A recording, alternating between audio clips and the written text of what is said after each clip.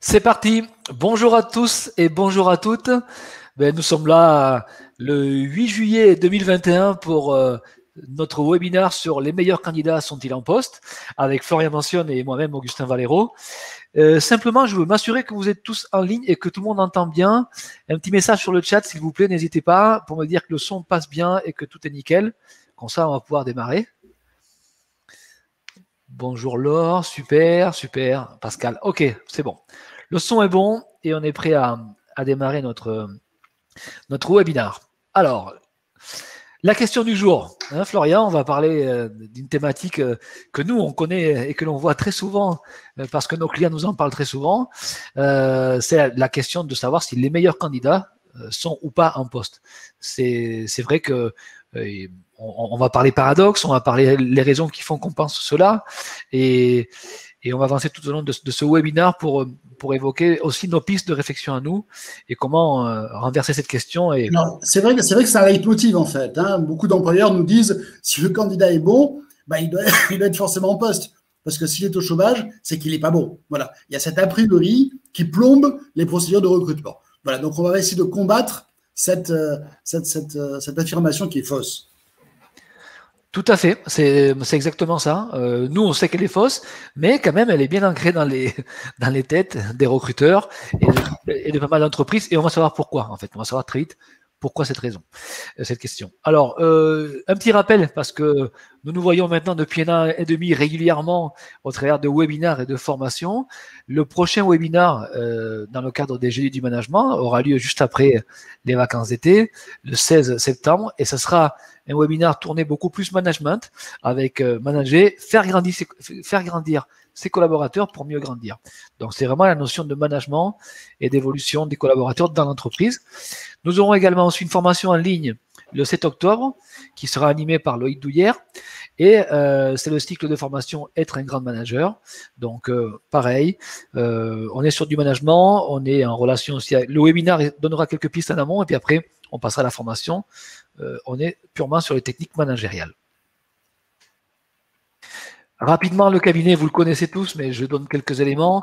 Cabinet de conseil en ressources humaines créé il y a 44 ans par Florian lui-même, qui est ici avec nous, dirigé aujourd'hui par moi-même ainsi que Loïc Douillère, mon associé, qui est en congé quelques jours.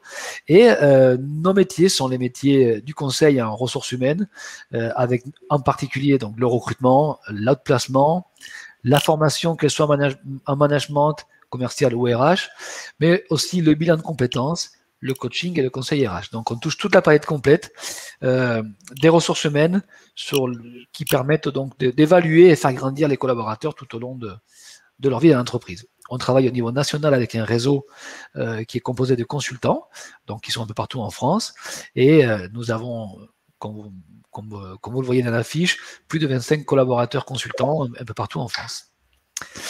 Alors, Florian, je vous laisse vous présenter rapidement. J'ai créé le cabinet en 1976 à Montpellier, donc ça fait quand même quelques bonnes années que je sévis dans le domaine des ressources humaines.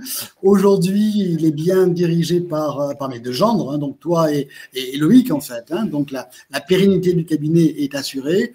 Et moi auparavant, donc j'ai travaillé 2 ans chez Burux, à l'époque où Unisys s'appelait Burux, et auparavant j'ai fait Sudeco à Toulouse, Sciences Po à Toulouse et une licence de Sciences Éco à Paris 1. Voilà pour la présentation. Super. Alors, je passe à ma présentation maintenant. Donc, Augustin Valero, 48 ans. Je suis au sein du Florian Mentionne Institut maintenant depuis 1999, donc pas mal d'années déjà, avec une formation initiale en ressources humaines.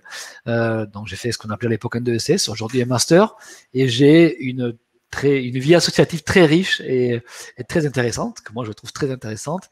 J'ai démarré par le centre de jeunes dirigeants lorsque j'ai intégré le cabinet. Puis j'ai évolué avec les dirigeants de l'époque pour entrer au MEDEF, à la Chambre de commerce, et être aujourd'hui donc trésorier de la Chambre de commerce et industrie de Montpellier, également aussi membre du bureau du MEDEF de l'Hérault. Voilà pour ma présentation. Hop. on va parler des 2 livres de référence qui nous alimentent aujourd'hui par rapport à la thématique du recrutement. Donc, les 13 secrets de 3 chasseurs de tête ainsi que comment recruter des talents, compétences ou potentiels. Vous verrez qu'on va donner pas mal de réponses là-dessus tout à l'heure. Vous pouvez vous procurer ces ouvrages directement sur notre site, sur florianmanson.com. Ils sont en vente en ligne et c'est avec grand plaisir qu'on pourra vous les fournir. Ou sur Amazon aussi. Et sur Amazon, bien entendu. Oui, tout à fait. Allez, on vient au sujet. Alors, il y en a beaucoup qui connaissent cette photo. Alors, juste, j'aimerais, n'hésitez pas à participer par le chat, à poser des questions, à faire des petites remarques. Nous, on sera ravis de les relayer et d'échanger avec vous là-dessus. C'est quand même un webinaire où le but, c'est quand même de créer le contact et être interactif. Vous avez tous vu à l'époque cette image de l'horticulteur que Macron avait incité à changer de trottoir pour trouver un job, en fait. Ça voulait dire aussi changer de trottoir, changer de travail, hein, aller dans la restauration. Et c'est vrai que ça rejoint exactement la problématique. On a d'un côté plein de chômeurs qui trouvent pas, qui disent ne pas trouver un emploi. Et à côté de ça, nous, on côtoie au quotidien des dirigeants qui, eux, nous disent je trouve pas, j'ai pas le bon candidat. Lorsque je passe une offre, je reçois pas les bons profils. Donc, il y a vraiment un paradoxe. On a quand même beaucoup de chômeurs, il y a beaucoup d'offres d'emploi, et les deux ne se retrouvent pas. Hein, Florian? Tout à fait. Il y a un truc quelque part, en fait, hein, parce que chaque candidat interrogé dit c'est dur de trouver un job, et c'est vrai que c'est difficile de trouver un job, mais les employeurs disent c'est dur de trouver de bons candidats. Donc il y a un truc, à quoi est-ce dû en fait, hein, donc il n'y a pas cette complémentarité en fait, hein, donc on va essayer de démonter ça. Exactement. Mais l'image était quand même sympa, moi je trouve que cette photo était vraiment… Mais je crois que Macron avait raison sur le fond. Bon, sur la forme, il a été très maladroit en fait, hein, oui. Mais sur le fond, il avait entièrement raison en fait, hein, donc il faut qu'on se bouge. Il a fait un raccourci sur un sujet… Oui, c'est vrai, il a fait un raccourci sur quelque chose qui est vrai. On ne fera peut-être pas demain les mêmes jobs tout au long de notre vie. On changera, on se formera, on sera obligé de s'adapter. Et c'est vrai aussi dans l'autre sens. Les entreprises aussi ont intérêt à évoluer dans leur vision des postes qu'elles ont aujourd'hui dans l'entreprise. Donc oui, il avait tout à fait raison dans le fond. Alors, du coup, qu'est-ce qui se passe? On se retrouve aujourd'hui face à une problématique, c'est que les chômeurs et les employeurs ne se retrouvent pas. Alors, c'est vrai que encore une fois, je répète, les recruteurs se plaignent de ne pas avoir de bons candidats, puisque selon eux, c'est un peu la faute d'une part à Pôle emploi qui n'envoie pas les bons profils, parce que les bons profils, les profils disponibles ne sont pas au niveau, et d'un autre côté, selon eux, les bons profils sont en poste. C'est-à-dire qu'aujourd'hui, lorsque je passe une offre d'emploi, j'aurais tendance à dire les meilleurs candidats, ils sont forcément en poste, et tous les autres ne m'intéressent pas. Et ça, Florian, c'est quelque chose que l'on entend très souvent. Hein. N'hésitez pas à réagir. Hein. Je vois que vous êtes tous très nombreux à avoir dit bonjour. Je pense qu'il faut… Je veux avoir votre avis aussi. Hein. Alors… D'où la chasse, dit Marie-Christine. Oui, effectivement. Si, y a, soit le recruteur est un pêcheur, soit c'est un chasseur. Par pêcheur, on entend celui qui jette une ligne avec un hameçon, en fait, hein, et puis qui ne retire que ce qui mord à l'hameçon. Et puis après, il y a le chasseur, celui qui va identifier les bonnes cibles et qui va tout faire pour aller contacter quelqu'un. Voilà. Et donc, effectivement, peut-être qu'on a intérêt à être soit pêcheur, soit chasseur dans certains cas. On verra comment on va le faire. C'est vrai qu'on fantasme beaucoup notamment sur les cabinets en disant aujourd'hui les cabinets de recrutement, on parle beaucoup de chasseurs de tête et c'est vrai que c'est un métier qui s'est développé, mais on n'est pas que chasseur, on est aussi cueilleur, comme dirait Marie-Christine en effet. Mais Marie-Christine, on peut encore prolonger l'image. Pour nous, en fait, il faut être éleveur. Et donc, c'est-à-dire il faut fidéliser ses collaborateurs. Tout à l'heure, on va le détailler en fait, hein, donc il y a ça. Alors, il y a Florian qui nous dit quelque chose de très intéressant. Ne serait-il pas possible qu'il s'agisse d'un problème de profil, centre de formation? Oui, c'est vrai qu'on sait qu'il y a pénurie de profils dans certains métiers liés au manque de… En tout cas, on ne valorise pas certaines formations. Et c'est vrai qu'on se retrouve aujourd'hui avec des pénuries dans certains métiers. Donc, c'est vrai. Et du coup, ceux qui trouvent un job restent en poste et on retrouve la même problématique. Donc, oui, Florian a tout à fait raison. Mais pour répondre à Florian au lead de manière plus plus nerveuse, je dirais entre guillemets. C'est quoi un manager? Un manager, c'est quelqu'un qui gère des hommes, des budgets et des emmerdes. Si un manager sait gérer des hommes, des budgets et des emmerdes, il peut travailler dans tout secteur d'activité. Donc, pourquoi dire, leitmotiv classique en fait, pourquoi dire les organismes de formation ne forment pas au poste d'aujourd'hui ou de demain? Peu importe le poste, la fonction est importante. Nous, on recrute que des cadres en fait. Donc, un manager, c'est un manager, quel que soit le secteur d'activité en fait.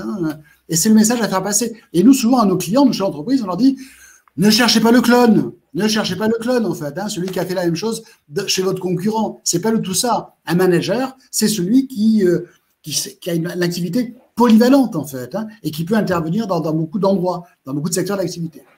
Oui, même Samir, alors Samir nous dit, voilà, c'est un problème aussi de formatage dans les cabinets de recrutement. Alors, détrompez-vous.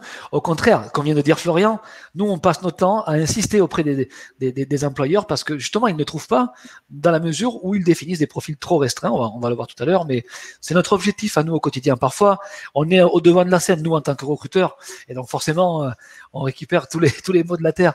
Mais il est vrai que les entreprises ont très souvent tendance à standardiser les profils et nous font cette demande. Nous, notre job au quotidien, c'est… Ils cherchent des clones, et nous, c'est une opération, en fait. Donc, et nous, on se bat contre ça. On se bat contre ça, effectivement. Voilà. Allez. Donc, alors, pourquoi il y a cette problématique aujourd'hui? Alors, tout d'abord, ce qu'il faut savoir, c'est que le recruteur ne trouve pas de bons candidats pour plusieurs raisons. La première, c'est l'anticipation.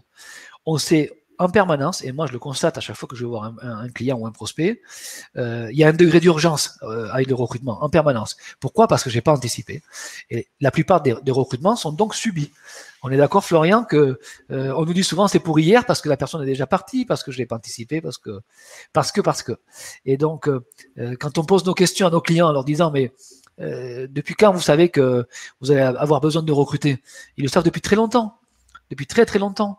Et puis arrive l'âge de la retraite, arrive le départ de la personne qui depuis quelque temps donne des signaux comme quoi elle voudrait partir, arrive parfois aussi un problème à court terme qui fait que la personne démissionne vite, mais on subit le recrutement et du coup là on est dans l'urgence et là c'est la panique et donc aucune envie de sortir du profil classique. Parce que j'ai pas le temps de former, c'est souvent ce qu'on nous dit aussi. Le deuxième problème que nous on constate, c'est aussi ce qu'on voit sur le marché du travail. Ça va être la rédaction des offres d'emploi. Il faut savoir qu'aujourd'hui, les offres d'emploi que l'on voit sur le marché sont standardisées, elles sont limitatives, elles sont restrictives, c'est ce que nous avons écrit dans notre document. Ce sont des offres d'emploi qui sont insipides, qui ont peu de contenu et qui donnent très peu d'informations. Et en plus, elles se noient dans le monde des job boards, des acteurs du recrutement, et forcément, ces offres d'emploi, elles ont beaucoup de mal à être vues et à être lues par les bonnes personnes. On est d'accord, Florian, c'est ce qu'on voit en permanence. Marion fait une remarque très incisive. Une offre mal rédigée signifie surtout que le poste est mal pensé, mal adapté. Vous avez raison, Marion. Oui, il y a un peu ça, en fait. Pour nous, la bonne annonce, c'est celle qui traduit un véritable besoin dans l'entreprise. Et donc, pour attirer des bons candidats, il faut qu'elle soit informative et il faut qu'elle soit attractive, cette annonce, en fait. Donc, une annonce, pour la rédiger, il faut du temps. Une annonce, c'est pas… le manager ne doit pas dire à son assistante « Vous me faites passer une annonce ?» Non. C'est nul, c'est pas vous me faites passer l'annonce en fait. C'est un acte très très important en fait. Il vient après l'analyse des besoins, après la rédaction de la définition de fonction et après le profil recherché en fait. Et là c'est la même personne qui doit avoir un tout cohérent en fait. Donc rédiger une offre d'emploi attractive et informative, c'est du domaine du manager. C'est à lui de le faire. Ça ne se délègue pas. On est d'accord. Et ce qui est intéressant, c'est que ce qu'on observe nous souvent, c'est que lorsque nous avons un recrutement, on va voir un prospect ou un client et on lui demande alors est-ce que vous avez travaillé sur une fiche de poste? Oui, j'ai lancé l'annonce. J'ai l'annonce d'il y a 4-5 ans qui doit traîner par là, donc il nous sort un vieux document et donc il ne s'est rien passé entre temps. On n'a pas étudié de quelle manière le métier a évolué, le poste a évolué et donc c'est la rapidité, c'est la facilité, donc on ne se donne pas le temps. Alors, Christine en rajoute un petit peu, en fait. Et elle a raison, en fait. Le gros souci, c'est quand on veut changer de secteur d'activité.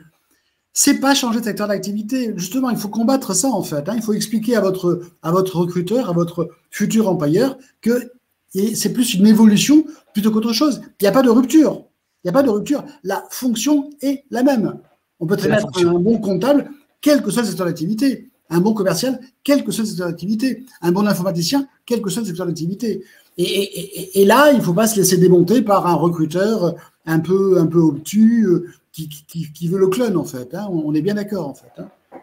C'est tout à fait ça. Alors après, c'est aussi aux candidats d'avoir une posture différente. Bon, aujourd'hui, on est plus là pour taper sur les recruteurs, sur nos clients, mais en réalité, c'est aussi la posture du candidat. Comment je défends mon projet, comment j'explique justement à mon recruteur que la fonction est la même, que je me suis adapté, que je l'ai déjà fait dans le passé, que je me suis formé, que je suivi des bilans de compétences. Voilà, il y a plein d'outils. Et une carrière, ça se gère tout au long de son parcours et pas seulement par à coup dès l'instant où on quitte une entreprise. Voilà. Donc, très important, les offres d'emploi sont toujours très mal rédigées et ne résultent pas de ce que vient de dire Florian, un véritable travail en amont de diagnostic finalement du poste. Parce qu'une entreprise, il y a 5 ans, elle avait un environnement très différent, et les métiers, les logiciels, les outils ont évolué, et ceci, quelle que soit la fonction, et ça doit être une offre actuelle correspondant à un réel besoin aujourd'hui. Très important. Bon, Christine est d'accord. Mais, alors, je vais lire la suite, mais il n'empêche, il faut le faire savoir, bien sûr. Il faut continuer à prêcher la bonne parole. Alors, le problème numéro 3, c'est l'attractivité de l'entreprise. En tant que recruteur, je suis souvent confronté à cette difficulté de ne pas avoir de candidat. Mais la réalité, c'est que finalement, j'ai pas de candidat parce que je suis peu attractif aussi. Ça peut être ça le problème. J'ai une offre d'emploi qui est mal rédigée, j'ai pas anticipé, ou alors je suis pas attractif. Ça veut pas dire que de manière intrinsèque l'entreprise n'est pas intéressante. C'est simplement que je suis pas capable aujourd'hui de communiquer à des candidats en dehors des périodes de recrutement, mais que j'existe et que je peux être intéressant sur le marché de l'emploi. Ça, Florian, on le voit au quotidien, non? Oui, fais gaffe avec ton jeu. Quand tu dis jeu, tu dis les mauvais employeurs. Je me mets à la place du mauvais recruteur, moi, là. Donc, ne dis pas jeu parce que tu vas confondre tout le monde, en fait. Donc, alors, le mauvais employeur, lui, il dit ceci, il dit cela. Nous, on dit différemment, en fait. Voilà. Donc, nous disons, au contraire, les entreprises doivent être présentes sur différents job boards, doivent être présents par des conférences dans les grandes écoles, sur les salons professionnels. Bien sûr. Voilà, c'est tout ça en fait. Et donc, une entreprise, la marque employeur, il faut la valoriser en permanence. Et la marque employeur, elle est valorisée par l'ensemble des salariés de l'entreprise. Il y a le patron d'une part, il y a les cadres aussi, mais tout le monde doit valoriser l'entreprise en fait. Et donc là, nous, on pousse nos clients à dire développez votre marque employeur, soyez présents partout, attirez de bons candidats. Vous allez attirer des bons candidats, peu importe où ils sont, en poste, au chômage ou pas, peu importe en fait. Mais bougez en fait. Faites parler de votre entreprise. Ça, c'est important. Moi, chaque fois que je rencontre un recruteur, je lui pose la question, est-ce que vous participez à des salons? Est-ce que vos collaborateurs interviennent dans les universités, dans les BTS, dans les écoles? Est-ce qu'on donne envie aux futurs employés de vous rejoindre? On sait que les grands groupes le font, ils occupent beaucoup les écoles et sont très souvent en amont des profils pénuriques, entre guillemets, les ingénieurs, les écoles de commerce, mais vous pouvez très bien vous-même être à l'origine de ce genre d'action et intervenir dans des salons, il y a énormément de moyens de communiquer. Il y a aussi votre propre communication sur Internet. Aujourd'hui, on sait que tout passe par Internet et tout est digitalisé, donc ça se travaille. Et donc oui, pour être attractif, il faut que votre entreprise soit présente et communique bien. Très important. Alors, Laure, il faut donner envie aux futurs collaborateurs que l'on ne connaît pas encore d'avoir envie de faire partie de l'entreprise. C'est ça. C'est donc de la communication et Laure a tout à fait raison. Mais il faut le faire en permanence. J'insiste sur le fait que on a trop tendance à le faire lorsqu'on est en difficulté. On doit recruter en dehors des périodes de recrutement. C'est ça le véritable secret. Enfin, en tout cas, c'est un des éléments parce que nous, on a un secret quand même encore plus intéressant. Et notre problème que nous, on constate en permanence, c'est la procédure de recrutement qui est inexistante.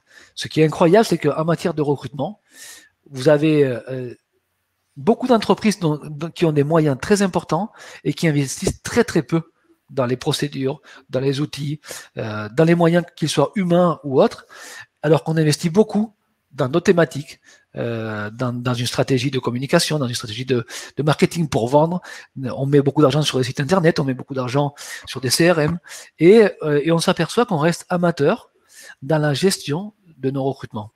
Et c'est parfois même délégué à une personne qui n'est pas compétente, et d'où les problèmes justement de manque de candidats. Pour moi, c'est vraiment l'inexistence, et je trouve ça très souvent, et y compris dans des entreprises très sérieuses, hein. Florian, nous, on replace en permanence, lorsqu'on fait nos missions de recrutement, les procédures dans l'entreprise, en fait, hein. Il faut déjà qu'en interne, la procédure soit bien expliquée et bien comprise, hein. Il faut que l'ensemble des salariés soient mobilisés. Il ne faut pas confier le recrutement à un recruteur. Ce n'est pas une personne qui recrute, c'est comme la qualité. La qualité n'est pas le monopole d'une personne dans l'entreprise. Le contrôle de gestion n'est pas le monopole d'une personne dans l'entreprise. Et le recrutement n'est pas le monopole d'une personne de l'entreprise. On doit tous se sentir concernés. Ou dit différemment, les managers et les dirigeants doivent sensibiliser l'ensemble des collaborateurs au fait de dire on a un besoin de recrutement, on va lancer un recrutement, soyons tous mobilisés. Voilà comment ça va se dérouler. C'est ça une bonne procédure, en fait, hein. Ce n'est pas quelque chose d'une technique qui se déroule, en fait, hein. Tout le monde doit être concerné. Lorsque nous démarrons... Joël apparemment a eu pas de très bons souvenirs avec des cabinets. Alors, nous, on est très tolérants par rapport à nos confrères, en fait, hein. On ne leur tape pas sur le dos, même si on partage certains points de vue, Joël, en fait, hein. Voilà, on est sympa. Voilà. Il faut trouver la bonne adéquation. Et comprenez également que notre métier de conseil nous amène à vraiment... Parce qu'il y a cabinet de conseil en recrutement et il y a cabinet de recrutement. C'est pas la même chose. Nous, on a tout mis en place pour faire évoluer les fonctions et c'est dans notre intérêt. Moi, j'ai besoin d'ouvrir mes profils. Je préfère avoir une entreprise qui s'ouvre à des profils qu'une entreprise qui est totalement fermée. Ça me complique la tâche. Donc vraiment, ça part de la procédure en amont. Et quand je fais aussi un recrutement, je demande à mon client de rencontrer le N+1 et le N-1 aussi, ainsi que les collaborateurs. Ça me permet de comprendre la réelle dimension du poste. Et donc, la procédure de recrutement, elle vient là intégrer, comme disait Florian, l'ensemble des personnes qui sont concernées par le poste. Si les personnes ne sont pas concernées, le jour où le candidat va intégrer l'entreprise, il sera mal reçu, il sera mal accueilli et mal intégré, obligatoirement. Donc, très important, quand vous recrutez dans vos entreprises, pensez à prévenir aussi qu'il y a peut-être Monsieur Dupont qui va venir aujourd'hui pour un poste et que la secrétaire doit être au courant qu'il vient pour un recrutement. C'est pas un simple rendez-vous. Peut-être que l'ensemble de l'équipe doit être également aussi au courant pour savoir que la procédure est en cours. Faites aussi dans vos procédures, échanger avec vos équipes, savoir quelles sont les difficultés rencontrées, quels sont les moyens que l'on pourrait mettre en place maintenant. Faites de la veille aussi. Et encore une fois, j'insiste, c'est vraiment dans les ressources humaines. On met beaucoup d'argent dans les CRM, dans les outils de gestion, de planification, mais très très peu dans les procédures de recrutement. Et pourtant, c'est un travail très intéressant. Christine Gachet, il faut viser l'excellence. Voilà, hein. Le but, c'est de viser l'excellence. Et donc, c'est-à-dire avoir des procédures bien formalisées et tout faire pour attirer des bons candidats et les évaluer. Donc, c'est pas parce que certains s'y prennent mal qu'il faut jeter la pierre à tout le monde, en fait, hein. Donc, c'est très difficile. Le recrutement est une des fonctions les plus difficiles dans l'entreprise. Donc, on ne va pas dire que c'est facile, qu'il suffit de faire comme ceci, qu'on aura de bons candidats. Non, c'est très difficile, mais il faut avoir des exigences, en fait, hein. Et c'est ce qu'essaie d'expliquer Augustin, en fait, hein. Donc, on a de grandes exigences et on vise l'excellence. Voilà. Et beaucoup de recruteurs sont traumatisés par des recrutements qui ont échoué, ce qui tend encore plus à fermer les choses. Après, dans l'autre sens, je vous dirais, en tant que candidat, attention aux postures que l'on prend. Le monde de Bisounours, oui, je comprends ce que vous dites, hein, mais il faut aussi se remuer, c'est-à-dire qu'un candidat ne peut pas avoir seulement une attitude de candidat. Il doit avoir une posture de prospection, de détection de contacts, de proposition de projet, et là, il va faire la différence. Donc, je suis très exigeant avec les entreprises avec lesquelles je travaille ou que je forme, parce qu'en même temps, on les forme lorsqu'on trouve que l'entreprise a des besoins, mais on va l'aider à mettre en place les procédures de recrutement en interne. Mais on est aussi très, très exigeant avec les candidats. Et on les accompagne au travers des missions de bilan de compétences, des missions d'outplacement ou des missions de formation qui leur permettent aussi de changer de posture. Dans le monde du recrutement, tous les candidats se ressemblent en fait sur le papier. Mais c'est leur façon d'agir sur le marché de l'emploi qui fait la différence. Bon, c'était une petite parenthèse, mais voilà, pour dire que oui, c'est un monde dur où il y a beaucoup de concurrence, mais c'est la posture que vous allez prendre qui fera la différence. Alors, bon, on a vu les problèmes, quelles sont les solutions? On a planté le décor, ça y est, on sait maintenant qu'il y a des difficultés, on sait d'où elles viennent ou comment elles sont perçues. Maintenant, qu'est-ce que nous proposons aux candidats? Déjà, donc du coup, comment avoir de bons candidats? Alors, je reviens sur l'offre d'emploi, Florian. D'après vous, qu'est-ce qui rend une offre d'emploi attractive et performante? Il faut qu'elle reflète la réalité, en fait. On ne peut pas raconter n'importe quoi dans une offre d'emploi. Il faut qu'elle soit, comme je disais, informative et attractive, en fait. Il faut qu'elle soit précise. Il faut donner des chiffres. Il faut quantifier les éléments, en fait, pour attirer un candidat, surtout si le candidat est en poste ailleurs, en fait. Il ne va pas prendre le risque de quitter une entreprise. Il ne va pas prendre le risque d'avoir un entretien alors qu'il est en poste. Imaginons que son propre employeur sache qu'il est en train de sortir les antennes ailleurs. Il ne va pas le faire, en fait. Donc, pour vraiment attirer tous les candidats, en poste ou pas en poste, il faut donner de bonnes informations attractives et sérieuses. Voilà, ça c'est important. Premier point, l'offre d'emploi. Est-ce qu'il faut que l'offre d'emploi comporte la rémunération, parce qu'elle est souvent cachée dans les offres d'emploi, et même le nom de l'entreprise? Est-ce que c'est important? Je vais dire quelque chose d'incroyable, et d'hyper modeste, en fait.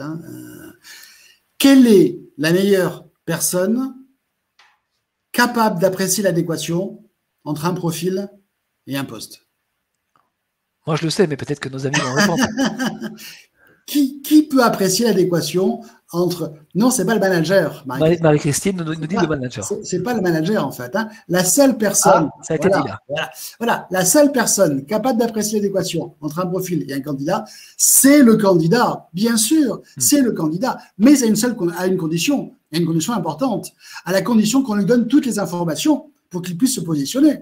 Donc, c'est pour ça que quand Augustin, tu me dis que doit contenir l'offre d'emploi, elle doit contenir les informations nécessaires pour un candidat de s'y retrouver et d'apporter un plus et de coïncider. Donc, plus je donne des informations au candidat, mieux sera son positionnement, en fait. Ne serait-ce que le nom de l'entreprise. C'est une aberration de passer des offres d'emploi sans la raison sociale de l'entreprise, en fait. Alors, c'est par discrétion, c'est pour ne pas informer les concurrents. Il y a 36 bonnes raisons pour ne pas mettre le nom de l'entreprise, mais c'est nul. Nous, on préfère être très, très transparent. C'est vrai pour la raison sociale, c'est vrai pour le salaire. C'est pas la peine de faire rêver les gens, en fait. Autant dire, voilà, mettez une fourchette. Il y a qu'à mettre une fourchette si on n'a pas quelque chose de précis, si on ne veut pas déstabiliser la grille des salaires dans l'entreprise. OK, je l'entends très, très bien tout ça, en fait. Mais mettons une salaire. Enfin, donnons les informations pour que tout le monde puisse s'y retrouver et se dire et se positionner. Ça m'intéresse, j'y vais. Enfin, je fais une démarche, en fait. Ou alors non, c'est pas pour moi et c'est pas la peine d'y aller. Et tout le monde gagne du temps. Plus je donne des informations en amont, plus le candidat se positionne et plus on gagne du temps. J'irais même jusqu'à dire qu'au sein du cabinet, nous avons décidé de mettre en place une procédure pour s'assurer que les candidats ont toutes les informations. C'est-à-dire qu'aujourd'hui, au-delà de l'offre d'emploi, et nous prenons soin de bien les rédiger, nous avons ce qu'on appelle, nous, une véritable définition de fonction qui va présenter l'entreprise, le poste et le profil de manière très précise et sur plusieurs pages pour permettre aux candidats de dire j'y vais ou j'y vais pas. C'est exactement ça. Très bien. Ça, c'est le premier point. Le deuxième point qui va vous permettre d'avoir de bons candidats, c'est de créer des viviers de candidats. Et ces viviers de candidats, on les trouve où, Florian? En interne, bien sûr. C'est en interne, en fait. Panique générale quand quelqu'un veut partir de l'entreprise. C'est nul d'avoir une panique générale. On ne peut pas avoir de panique générale. Alors, je ne sais plus quelle est la personne qui a dit « monde de bisounours ». Oui, l'excellence, c'est quoi? L'excellence, c'est de dire que chaque fonction doit être assumée par une personne, c'est vrai, le titulaire du poste, mais il faut que cette fonction soit également, elle peut être occupée par un collègue, par le N+1 et le N-1. Ce qui veut dire que si une personne s'en va dans l'entreprise, la fonction demeure et pérenne dans l'entreprise. Il n'y a pas d'urgence pour recruter. Le problème, c'est qu'il y a toujours urgence. Malheureusement, on le voit dans les entreprises, en fait, hein, parce qu'on n'a pas dédoublé le poste. Enfin, c'est même pas dédoublé. On n'a pas prévu que ce poste-là peut être occupé par une autre personne dans l'entreprise. Et je crois que la préoccupation d'un dirigeant et d'un manager, c'est de se dire, Dupont occupe ce poste-là, mais en remplacement, on peut avoir Durand ou Dubois. Voilà. Et l'astuce, c'est ça, en fait, hein. Donc, avoir des viviers de candidats, c'est soit des gens qui, à l'identique, pourront demain occuper le poste, soit, par une progression, permettre des filières de viviers, en fait, hein, des progressions. Ça, c'est plus intéressant. Ça demande une réflexion, ça demande du travail. C'est des RH. Et nous, quand on intervient dans l'entreprise, on crée des filières. Voilà. Comment, parmi les commerciaux, sur qui peut-on miser pour que demain, il soit chef des ventes? Parmi les comptables, sur qui peut-on miser pour que demain, il soit chef comptable ou directeur administratif et financier? Voilà, c'est ça. C'est créer des viviers de candidats à l'intérieur de l'entreprise, des filières de promotion. Mais vous le dites, ça demande du temps. Ben et oui. c'est exactement vraiment le gros changement que l'on essaie de mettre en place chez nos clients, c'est justement que le recrutement, c'est une affaire de temps et d'investissement. On ne doit pas le subir. Et donc forcément, si on rend dépendant une fonction d'une personne, ben la difficulté est qu'on va être très très vite en difficulté et que personne ne pourra l'occuper le poste. Une assistante de direction, une assistante commerciale peut très bien, pendant quelques temps, gérer le portefeuille, continuer à le maintenir en s'appuyant peut-être sur un commercial de notre secteur aussi. Donc après, voilà, quelles sont les ressources que vous avez dans vos entreprises en tant que recruteur? Est-ce que vous avez fait ce travail-là? J'ai Marie-Christine qui met en avant la GPEC. Elle a C'est ça. raison, bien sûr, elle a raison, bien sûr, en fait, hein. La gestion Donc, prévisionnelle des par emplois et vivien, compétences. on entend des compétences internes qui peuvent être utilisées de manière différente dans l'entreprise. Voilà, c'est ça. Nous sommes d'accord. Mais ça veut dire qu'en haut, il y a quelqu'un qui bosse, en fait, hein. Alors, soit ça peut être la RH, hein, qui bosse, mais soit à quoi sert l'entretien annuel d'évaluation? Enfin, on va le voir tout à l'heure. Ben, l'entretien annuel d'évaluation sert justement à avoir la progression potentielle du salarié, en fait, hein. C'est tout l'intérêt, en fait, hein. Dans l'entreprise, les choses ne sont pas figées. L'organigramme n'est pas figé. Tout le monde fantasme sur un organigramme bien arrêté. Non! Un organigramme, c'est quelque chose qui est en perpétuel mouvement. Voilà. Et donc, il faut jongler, hein, il faut anticiper ces évolutions-là. C'est très clair. Passons maintenant au troisième point qui, selon nous, est essentiel pour justement attirer des bons profils, c'est communiquer pour exister sur le marché de l'emploi. Alors, très souvent, on me dit, bah, la marque employeur, c'est du pipeau, en fait, c'est que de la communication. J'imagine que nos webinaristes vont peut-être donner leur avis, mais clairement, la PME, même si elle n'est pas très connue, elle peut mettre en place des actions pour justement exister sur le marché de l'emploi. Ces actions, elles se font auprès de l'environnement proche que l'on a, hein. Il y a l'environnement patronal, syndical, il y a l'environnement consulaire, il y a les salons de l'emploi qui sont régulièrement effectués, organisés. Je prends l'exemple de Pôle emploi qui organise tous les ans le salon de TAF, en tout cas qu'il a organisé jusque-là, ce salon de TAF. J'ai toujours vu très très peu de mes clients y aller. Donc moi j'y allais en disant à mes clients, j'ai envoyé mes links, je me rappelle à l'époque, en disant j'y vais au salon de TAF, donnez-moi vos besoins parce que j'ai forcément une ligne de... Pôle emploi fait un travail remarquable en fait, hein, pour mettre en liaison les entreprises qui recrutent et puis les candidats. Je crois qu'il faut aller dans ce sens-là en fait, hein. Mais si on se contente d'envoyer une offre d'emploi à Pôle emploi, on ne voit que une facette de leur mission. Pareil pour la marque employeur, comment est-ce que je peux la développer? Est-ce que mes collaborateurs sont impliqués dans cette image que j'ai sur le marché? Est-ce que j'ai mes équipes qui, sur les comptes LinkedIn, communiquent? Est-ce que mes équipes participent au webinaire du Florian Mansion Institute et montrent que l'entreprise est dynamique, ou à d'autres webinaires, vous l'avez compris? Est-ce que je sors de ce que je fais au quotidien, de ma communication basique? Et ça, les salariés sont fiers de leur entreprise. C'est ça. Et qu'est-ce que fait le dirigeant et que font les managers pour justement inciter les salariés à être fiers de leur entreprise? Est-ce qu'on se pose la question? Ça, c'est important, en fait. C'est ça. Est-ce qu'ils se l'approprient? Est-ce qu'ils en sont fiers? Comme dit Marie-Christine, il existe des sites de notation, c'est vrai. Il y a des sites de notation pour les entreprises par rapport au recrutement, mais aussi il y a Glassdoor justement qui est connu là-dessus, mais il y en a d'autres. Hein, et oui, il y a de plus en plus de communautés qui donnent des notations aux entreprises. Mais la meilleure façon de valoriser votre entreprise en tant que recruteur, c'est de vous appuyer sur vos collaborateurs. C'est eux qui vont prêcher la bonne parole, qui vont agir à l'extérieur et qui vont être fiers d'être avec vous et bien communiquer. Donc, pour moi, la marque employeur, elle est là en fait. Elle est plutôt vécue. Elle n'est pas proposée, elle est vécue par les équipes. Et donc, c'est vraiment un beau moyen d'attirer des profils nouveaux aussi. Vous souriez, Florian? Non, parce que Marie-Christine nous encourage, c'est sympa. Marie-Christine, que je ne connais pas, dit « J'adore l'interactivité de nos interventions, remarquable, tout le monde participe. » Merci.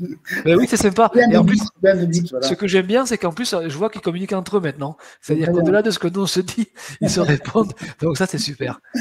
C'est le but. Mais c'est ça aussi d'améliorer son quotidien, c'est-à-dire que si je me contente de vivre mon métier de manière classique, eh bien forcément, mon entreprise ne me propose rien de plus. Si mon entreprise me propose de faire des webinars, d'assister au salon de l'emploi, si elle m'envoie faire des interventions dans les écoles, c'est là-dessus que je vais pouvoir moi améliorer mon image. En fait, c'est très très important. Et ça marche pour les PME et les TPE aussi. Hein. J'insiste là-dessus. Hein. Bien sûr, Laure, il faut se préoccuper de savoir comment les gens réagissent, en fait. Hein, donc, faire des sondages formels ou informels, en fait. Hein, oui. Ce qu'il y a de beau dans l'entreprise, ce sont les relations humaines. Voilà. Et les managers doivent mettre de l'huile en permanence. C'est une image classique, mais elle est importante, en fait. Hein, donc, favoriser l'expression et que chacun s'exprime, en fait. Hein, ça, c'est important. Il faut aller au travail, pas avec la boule au ventre, en fait, hein, et être heureux dans son travail. On passe plus de temps dans son travail qu'ailleurs, en fait. Hein, donc, il faut tout faire pour que les gens se sentent bien. Joël propose d'envoyer son CV à tous. Alors, je dirais, c'est très bien, Joël, mais plutôt que d'envoyer votre CV, c'est proposez-nous quelque chose en tant que recruteur. Proposez au recruteur quelque chose. Et vous verrez que vous aurez une autre posture et un autre retour. Mais ça demande aussi un travail de préparation, de stratégie, et forcément, une entreprise s'identifie et on la contacte, non pas pour demander l'emploi, mais plutôt pour proposer quelque chose. Là, je donne un peu l'état d'esprit. On a fait un webinaire qui s'appelle « Ne soyez pas un candidat », que Loïc avait animé avec vous, Florian, et c'est exactement ça, quoi. Il ne faut pas être un candidat, il faut être quelqu'un qui propose quelque chose. Voilà. Voilà pour ce troisième point. Donc, j'insiste sur la communication, et donc, la PME et la TPE doivent exister sur le marché de l'emploi. Il n'y a pas que les grandes enseignes qui sont présentes. Un point très important aussi, donc du coup, parmi nos constats à nous, ça va être mettre en place une véritable procédure de recrutement. On le disait tout à l'heure, il y en a très souvent dans les PME et les TPE, elles sont très rares, ou alors très mal définies. Et la procédure de recrutement, pour moi, c'est le moyen de s'assurer en permanence d'un vivier de candidats et aussi d'une bonne sélection et intégration des profils. Quand je mets en place une procédure de recrutement, d'abord, je vais mettre en place des outils de recherche et de diffusion. Rechercher, ça peut coûter de l'argent. Mais ce n'est pas obligatoire que ce soit on peut rechercher de plein de manières. Hein. Il y a les job boards payants, vous avez les réseaux sociaux. Les réseaux sociaux vous permettent de communiquer sur votre page entreprise et de lancer des offres d'emploi. Vous avez aussi vos clients, et ça c'est très important. Les clients, les syndicats professionnels, tout votre environnement est un moyen. Les fournisseurs aussi. Les fournisseurs. Moi, quand je rencontre un autre placé qui me dit « Bon, mais j'avais très peu de réseau parce que j'étais dans un métier où je sortais très peu. » Oui, mais peut-être que tu avais des fournisseurs. Peut-être que parmi les entreprises que tu côtoyais au quotidien, il y a plein d'entreprises qui n'étaient pas des clientes et qui pouvaient nous intéresser. Ton cabinet d'expertise comptable, ta boîte d'informatique, voilà. Notre environnement, les fournisseurs, les clients, les syndicats professionnels, les écoles où on a pu intervenir ou participer, ou même nos anciennes écoles à nous. Hein. Mais évidemment, être adhérent à une association d'anciens élèves au bout de 20 ans, ça ne portera pas ses fruits. Ça doit faire partie aussi des habitudes que l'on doit avoir, et on doit inciter nos collaborateurs à le faire. Très important.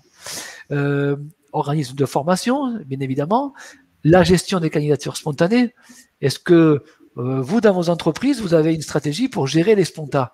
Moi, je vois que très souvent, c'est pas le cas, et y compris dans des grands groupes. Hein. Il y a le parrainage.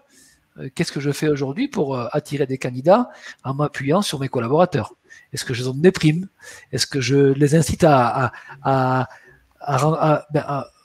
recruter aussi dans leur environnement, eux? Voilà. Ça fait partie, hein, Florian, des éléments importants pour la recherche de candidats. Il y a 3 étapes. La slide est très bien faite. Je ne sais pas qui l'a faite, mais elle est très bien cette slide. Il y a trois niveaux en fait. Hein. Ouais. Le premier niveau, c'est avoir un grand nombre de CV. Voilà. Oui. Et donc, il faut tout faire pour que, en haut de notre pyramide inversée, on ait un très grand nombre de CV issus de différentes sources, en fait, hein, comme tu l'as noté, en fait. Hein, job board, réseaux sociaux, les clients, les fournisseurs, tout notre environnement, machin, les spontas, tout ça, le parrainage, tout ça, en fait. Hein. En haut, on doit avoir un très gros fichier pour qu'on ait un acte sélectif, en fait. Hein. Donc, au départ, on a beaucoup de CV. Et ensuite, deuxième étape, que je te laisse développer, maintenant, on va sélectionner, on va évaluer les candidats qui sont dans ce grand tronc en haut, en fait. Hein. Bien sûr. Et très souvent, les entreprises se contentent de l'entretien. Et c'est là qu'ils ont tout faux. Parce que l'entretien est un formidable outil de recrutement, mais ce n'est pas les seuls. Et il peut être très dangereux, puisqu'on ne s'appuie que sur du déclaratif. Donc pour cela, j'investis dans des outils. Ces outils, ce sont des outils pour effectuer cette sélection. Et pour cela, il y a des choses très simples que chaque entreprise doit avoir. Les guides d'entretien. Est-ce que tous les collaborateurs managers de votre entreprise ont été formés à effectuer l'entretien?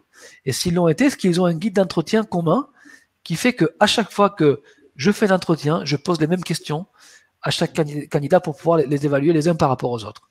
Eh bien, nous, à chaque fois qu'on fait un recrutement pour nos clients, on leur propose nos propres guides d'entretien pour qu'ils puissent évoluer aussi. C'est très important. Les tests. Alors, il y a des sites internet qui proposent des tests payants, mais vous pouvez aussi concevoir vos propres tests.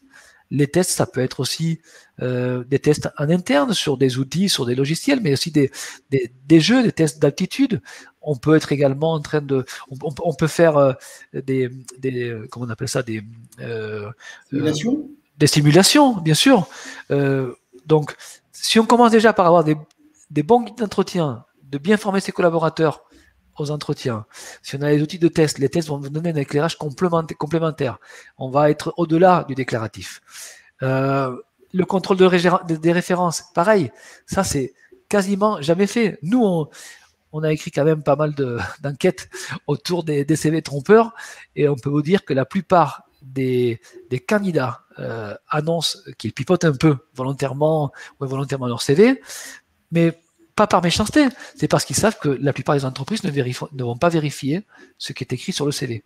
Et c'est chiffré, on a plus de 70% des CV qui sont faux, parce que les entreprises ne font pas ce travail de contrôle de référence. Et contrôler des références, c'est pas très compliqué.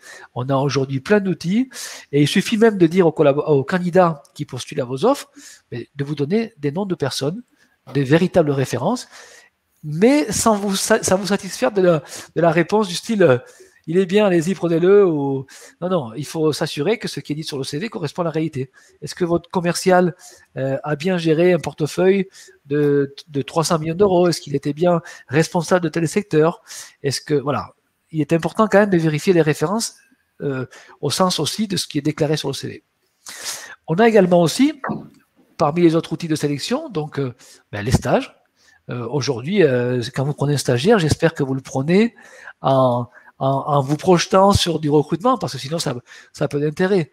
Hein. Les périodes d'essai aussi. Non, c'est pour faire plaisir à un client, on prend un stagiaire. C'est dommage. C'est dommage parce que c'est peut-être l'opportunité de fidéliser un futur collaborateur. Bien sûr, bien sûr. On doit être aussi sélectif avec un stagiaire qu'avec un cadre dans l'entreprise. Voilà. Toute personne qui rentre dans l'entreprise doit être bien évaluée, bien sûr. Et ne pas raisonner à court terme. Il faut raisonner à moyen terme avec toutes les personnes, en fait. Hein. Donc, un stagiaire, c'est peut-être un futur cadre dans l'entreprise. Donc, prenons le meilleur des stagiaires. Exactement. Et quand il est chez nous, on s'en occupe, on le fait évoluer aussi. Bien sûr. On le fait évoluer, et puis ça nous permet également de le tester pendant cette période de stage. Exactement. Donc, il y a les essais, il y a l'assessment center. Tiens, il y a un message quand on arrive dans l'entreprise. Ajouter des recommandations. Très important. Oui, je Oui, bien pense sûr. que comme dans le monde anglo-saxon, c'est exactement ça. N'hésitez pas à rajouter à votre candidature des recommandations. Et c'est la preuve que vous êtes quelqu'un de sérieux, d'organisé. Et ça fait la différence par rapport à celui qui ne le fait pas. Pour moi, la côté candidat, ce qui m'intéresse, c'est qu'est-ce que je fais de plus pour me démarquer du lot, en fait. Et en effet, Jennifer a raison, on retrouve sur LinkedIn des recommandations déjà qui sont préparées. Encore une fois, ne vous contentez pas de les lire. Ouais, C'est à boire et à manger, hein, donc voilà. Faites prudent quand même, hein, faites prudent. Attitude d'enquête, hein, toujours. Ouais. Le recruteur doit être un pinailleur, très important. Troisième point, et là, comme disait Florian, c'est l'entonnoir. Comment je fais pour m'assurer que je ne suis pas en train de me planter? C'est la procédure d'intégration. Combien de fois vous êtes arrivé dans une entreprise et vous avez eu le sentiment que vous n'étiez pas attendu, que votre bureau n'est pas prêt, que le PC, oui, mais il arrive dans une semaine, mais en fait le PC, c'est la DSI qui ne l'a pas encore paramétré, le commercial qui n'a pas ses cartes de visite, voilà, la voiture qui n'est pas prête, pour le commercial aussi. Oui, ben malheureusement, c'est pas très bon hein, comme démarrage pour un collaborateur. Ça donne une pile de documents, tiens, tu lis ça pour aujourd'hui en fait. Hein, voilà. Oui, on est dans un coin, voilà. Hein, puis n'hésite pas à poser des questions hein, si tu veux, voilà. Hein, avec à disposition, hein, mais voilà, tu as ta pile de documents, tu les étudies. C'est nul, c'est nullissime. Exactement. À plus tard, hein, et puis je reviendrai plus tard, ou pas, en fait. Et c'est vrai, on est dans un monde professionnel qui, sur la thématique de l'intégration, n'est pas très professionnel. Donc, on doit intégrer des nouveaux collaborateurs, on doit leur expliquer ce qu'est l'entreprise, on doit leur faire visiter les différents services, on doit les présenter aux personnes avec qui ils vont être en contact en permanence. Il y a tout ça, en fait. Hein. Donc, il y a sûrement un livret d'accueil qu'on a pris le soin de rédiger. Ce livret d'accueil, on va le commenter au nouvel arrivant, en fait. Hein. Est-ce qu'il y a un parcours en interne? Est-ce qu'on l'envoie dans différents services? Est-ce qu'il va aller dans l'entrepôt, même s'il est DAF? Est-ce qu'il va faire un saut avec les équipes commerciales? Moi, j'ai un client qui était dans un secteur géographique pas très attrayant pour la population qu'il ciblait. On est dans tout ce qui est développement web. Et c'est un client qui est dans la campagne. Et les développeurs web, ils aiment bien arriver en trottinette au bureau et ils aiment bien arriver à vélo. C'était pas forcément le meilleur environnement. Et ben, ils ont mis en place tout un processus avec la ville pour pouvoir les inscrire au sport, pour leur amener la culture à l'entreprise, pour amener le food truck à midi devant l'entrée, pour créer les conditions qui font que finalement ils fidélisent leurs collaborateurs. En fait. Il y a Laure qui dit il m'est arrivé d'arriver dans une entreprise où on m'a demandé qui j'étais et qu'est-ce que je voulais faire. Mais oui. là où c'est pire encore, Laure, c'est que dans certains cas, le nouveau salarié, on le met dans la salle d'attente parce qu'on ne sait pas qui c'est. On le met dans la salle d'attente et il attend dans la salle d'attente. C'est aberrant en fait, hein, c'est aberrant. Alors que tout le monde devrait être au courant sur le site internet de l'entreprise. Il devrait y avoir la photo déjà avec le CV de la personne, voire même sur le panneau d'affichage, bienvenue à Jean Dupont, bravo Jean Dupont, et à 11h, 11h30, on prend un pot ensemble, Jean Dupont. Voilà, c'est ça l'intégration, c'est l'accueil en fait. Hein. C'est tout ça qui va faire que tout à l'heure, le but c'est de fidéliser les personnes, qu'elles se sentent bien dans l'entreprise, bien sûr. C'est tout à fait ça. Et penser quelque chose, c'est que ce candidat qui vient d'intégrer l'équipe, ce nouveau candidat, ce nouveau collaborateur, lui, il voit tout, hein. Il ressent tout, il absorbe comme une éponge. Et le soir, quand il rentre à la maison, alors comment ça s'est passé? Bon, je sais pas.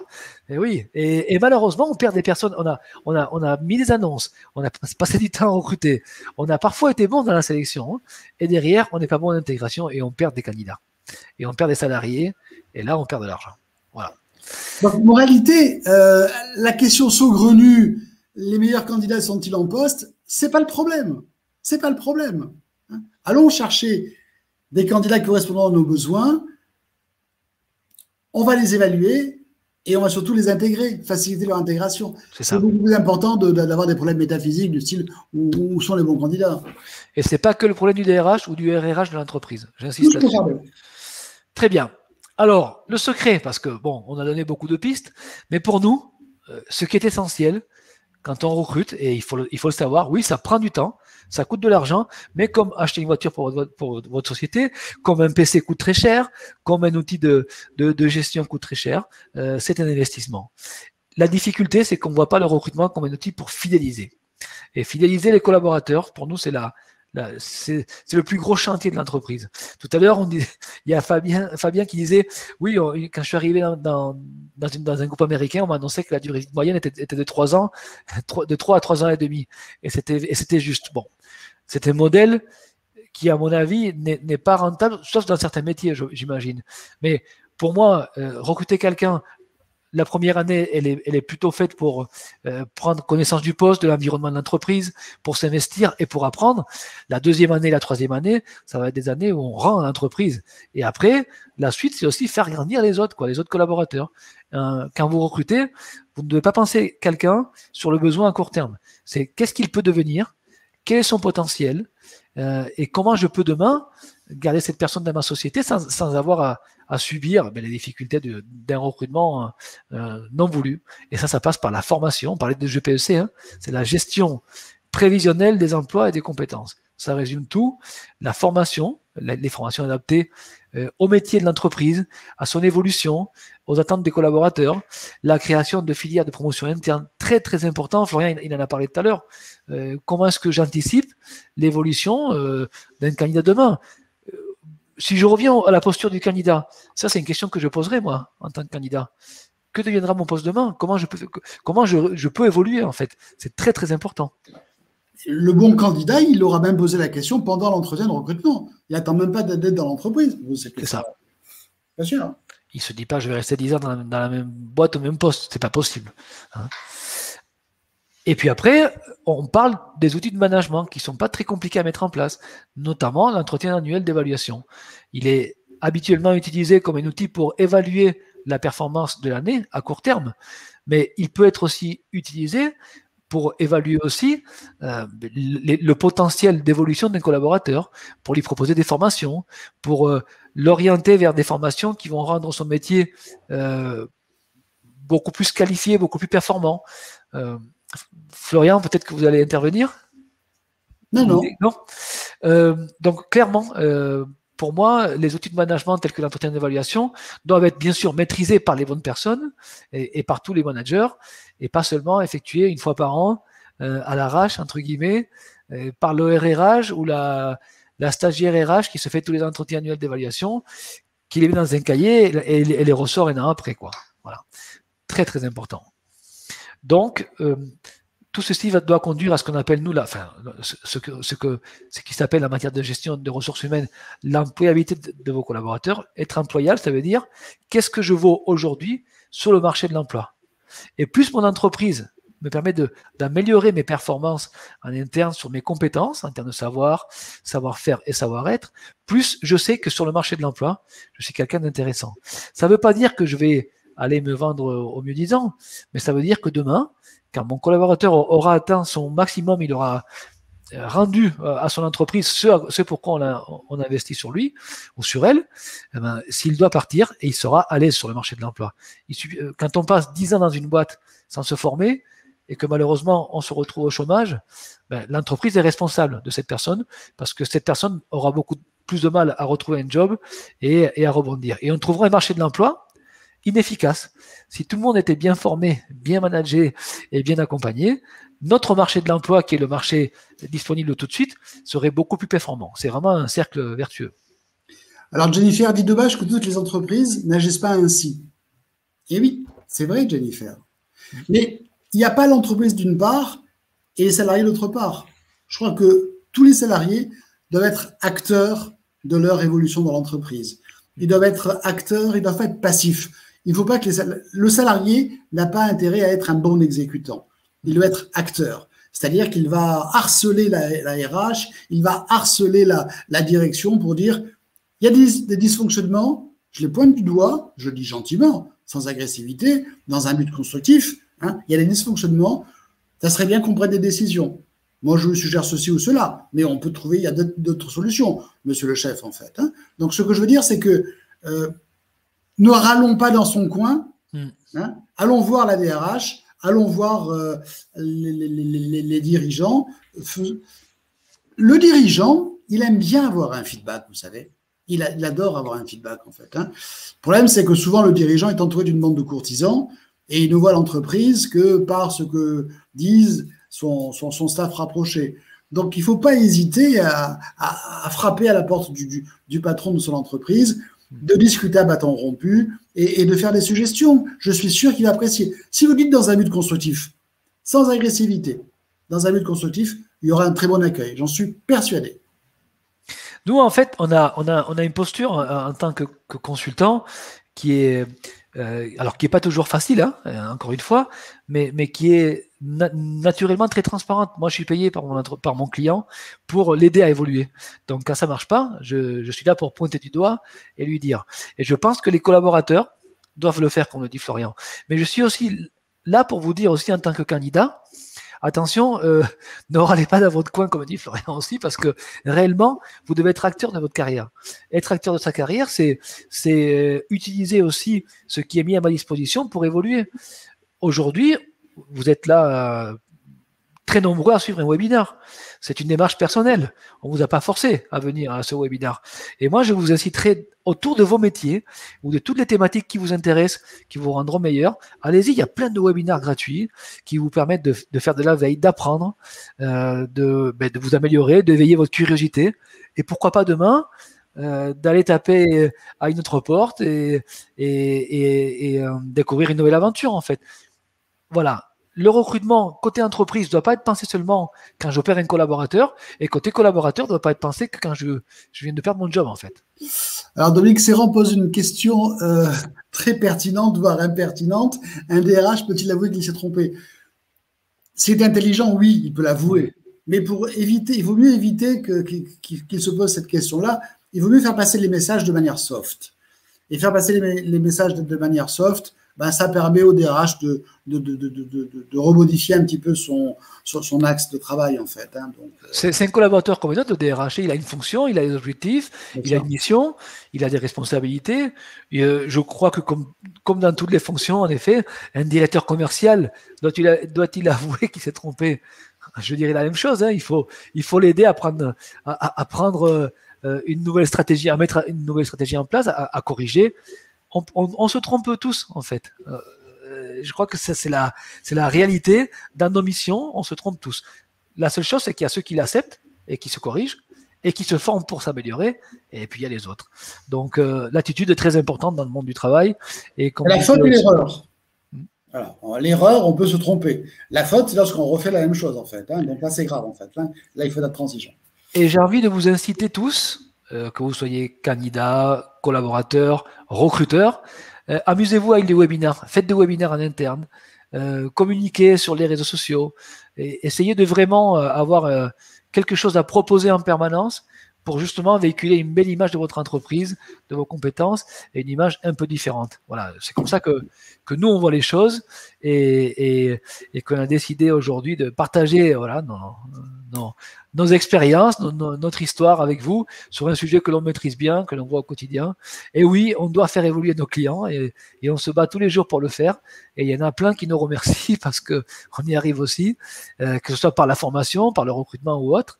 Et côté salarié, vous avez toujours la possibilité de faire, comme je vous disais, de la formation, des bilans de compétences, ou être coaché demain.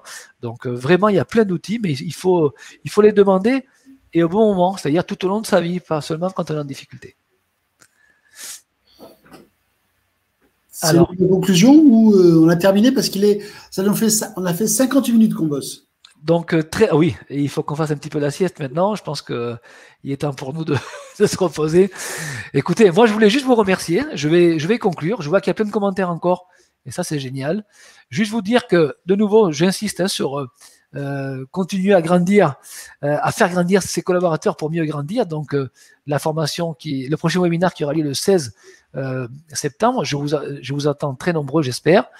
La prochaine formation du cabinet, être un grand manager, ça concerne toutes les personnes qui sont déjà des managers ou qui veulent le devenir.